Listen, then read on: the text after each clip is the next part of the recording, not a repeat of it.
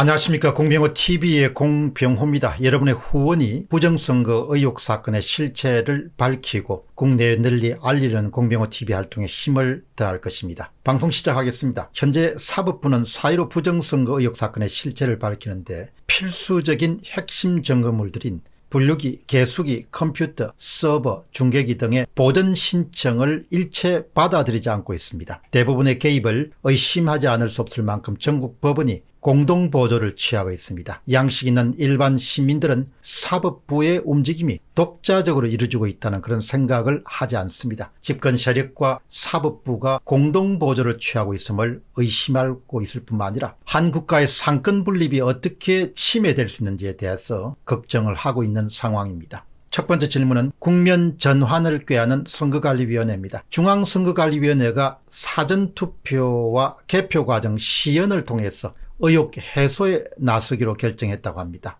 이것도 아마 모처럼 국면 전환을 위한 일종의 노력이 아니겠느냐는 그런 생각을 하게 됩니다. 중앙선거관리위원회는 5월 28일 날 경기 과천의 선관위 청사에서 언론을 상대로 사전투표 및 개표 과정을 시연한다고 25일에 밝혔습니다. 선관위는 부정선거 주장에 대한 의혹을 해소하고 투표 및 개표 시스템에 대한 신뢰도를 높이기 위한 조치다, 이렇게 이야기합니다.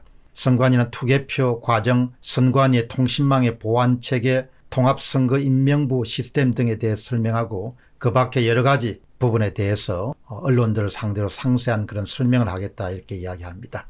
이 기사를 본 조선일보의 기사에서 한 독자가 안윤기란 독자입니다. 이렇게 혹평합니다. 와, 진짜 웃긴 놈들이네. 시험 칠 때 컨닝한 게 발견돼서 문제가 되니까 내가 정상적으로 시험 치는 모습을 보여줄게. 이거하고 다른 게 뭐가 있나? 이렇게 안윤기 씨가 좀 조소를 보냅니다. 중앙선거관리위원회가 굳이 그런 모임을 열어서 국면 전환을 시도할 필요가 있을까 싶습니다. 유튜브를 방문하면 투표 및 개표 시스템이 어떻게 구성되어 있는지, 분류기가 어떻게 작동하고 있는지, 개수기는 어떻게 작동하고 있는지 등이 상세하게 나와 있습니다. 이런 전시성 행사를 하기에 중앙선거관리위원회가 신뢰를 회복할 수 있는 것은 아닙니다. 지금 선거 보전을 위해서 노력하고 있는 변호인들의 요구를 전폭적으로 받아들이는 것이 오히려 신뢰를 회복하는 길일 것입니다. 사법부를 통해서 선거 보전 자체를 방해하면서 이런 전시성 행사를 기획해서 여는 것은 더욱더 의혹을 깊게 만들 뿐입니다. 조선일보의 기사를 보고 독자들이 여러 가지 그런 의견을 남겼습니다. 장길수 씨 이야기입니다. 시연할 필요가 뭐가 있나요?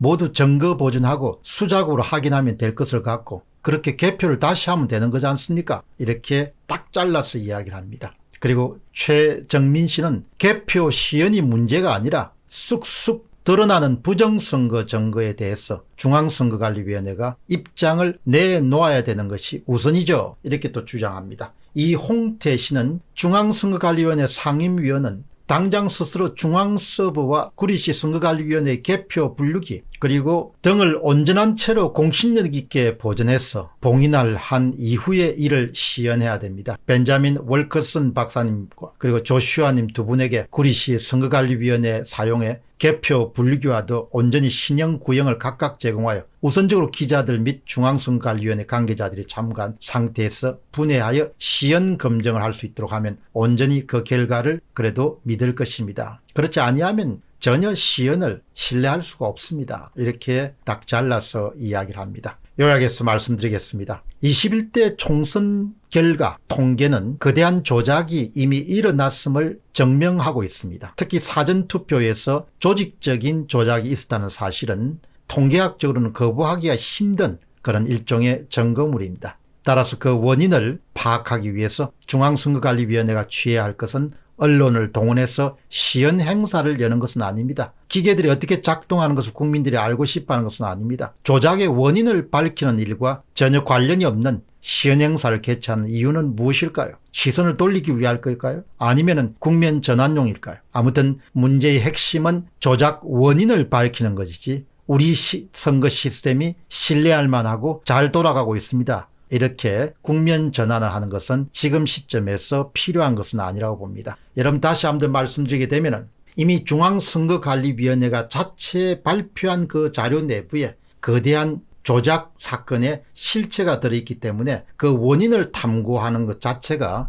지금 우리 사회가 해야 될 일이지, 우리 시스템이 신뢰할 만하고 우리 시스템이 우수하기 때문에 기자들을 불러 모아서 앞에 앉혀놓고 시연하는 것이, 정상적인 상태에서 시연하는 것이, 그것은 지금 하등의 필요가 없는 것이죠. 항상 문제를 우리가 접근할 때 문제의 본질을 관여해야 되지, 곁다리를 계속해서 치는 것은, 그것은 그야말로 쇼를 한다 이렇게 혹평을 당해도 그렇게 하나도 이상한 것은 아닙니다. 이런 점에서 보면은 안윤기 씨가 하는 이야기는 한 번 더 새겨들을 만합니다. 와, 진짜 웃기는 놈들이네. 시험 칠 때 컨닝한 게 발견돼서 문제를 삼으니까 내가 정상적으로 시험 치는 모습을 보여줄게. 아주 착한 그런 비유라고 볼 수 있겠습니다. 본질에 충실해야 됩니다. 공병호TV의 공병호였습니다. 감사합니다. 멤버십 후원자들을 위한 질문 코너를 진행하도록 하겠습니다. 오늘 댓글을 남겨주신 분은 5월 21일자에 방송되었던 40대를 말한다라는 그 내용을 보고 하늘사랑 부모님이 글을 남겼습니다. 40대는 거의 현실주의자가 많습니다. 자녀를 위하는, 미래를 위하는 건 자기 자신의 몫이 아니라고 단정짓는 것입니다. 그런 사고를 가지고 있는 68년생, 70년생, 71년생, 72년생 이후는 70%가 거의 물질주의와 자기 만족이 최고의 목표 달성이고 그것이 인생의 즐거움이다 이렇게 판단하고 있고, 그것들을 70년생들의 뇌를 크게 차지하고 있습니다. 알 수 없는 세대입니다. 특정 세대를 묶어서 그 세대는 이것이다 저것이다 이렇게 단정적으로 이야기하는 데는 일반화의 오류가 따르게 되고, 그래서 특별하게 주의가 필요합니다. 다만 분명한 것은 어느 시대나 삶이라는 것이 녹록지 않고 만만치 않다는 것, 그리고 더 희생하고 헌신하지 않으면 귀한 것을 손에 넣기가 힘들다는 것, 그리고 우리가 생각하는 것보다 생이 그렇게 짧지 않고 길기 때문에 뭔가 열심히 노력할 수 있는 그런 시기에 더 많은 노력을 투입하는 것이 현명한 그런 삶의 자세이라는 것, 그리고 생각보다 우리가 좀 더 관대하게 모든 부분들을 대하면 더 나은 그런 결실을 얻을 수 있다는 것, 그리고 정부에 의존하는 것처럼 위험한 일은 없다는 것, 정부에 의존하기보다도 스스로에 의존하기 위해서 더 많은 것을 갖추기에 노력하는 것이 중요하다는 것, 그런 점들이 아마 30대든 40대든 아니면 50대든 60대든 삶을 관통하는 지혜이지 않겠냐 그렇게 생각합니다. 그런데 오늘 그 방송은 인터뷰입니다. 40대를 말한다는 그런 내용을 저도 인터뷰에 모신 분의 이야기를 들으면서 그 40대에 상당히 그렇게 정치 사회적으로는 진보적인 색채가 강한 그런 의식을 가지신 분들이 많다는 그런 점에 대해서 다소 놀라운 그런 생각을 금할 수가 없었습니다. 하늘사랑 부모님처럼 멤버십 프로그램에 후원자로 가입하신 분들은 질문이나 댓글을 남기실 수가 있고 제가 영상으로 답하는 시간을 갖고 있습니다. 여러분은 공병호TV를 통해서도 시사지 문제에 대해서 안목을 넓히실 수가 있고, 또 새롭게 문을 연 영어방송 공TV, GONG-TV, 공병호라는 이름을 통해 가지고도 접근할 수 있습니다. GONG-BYONGHO.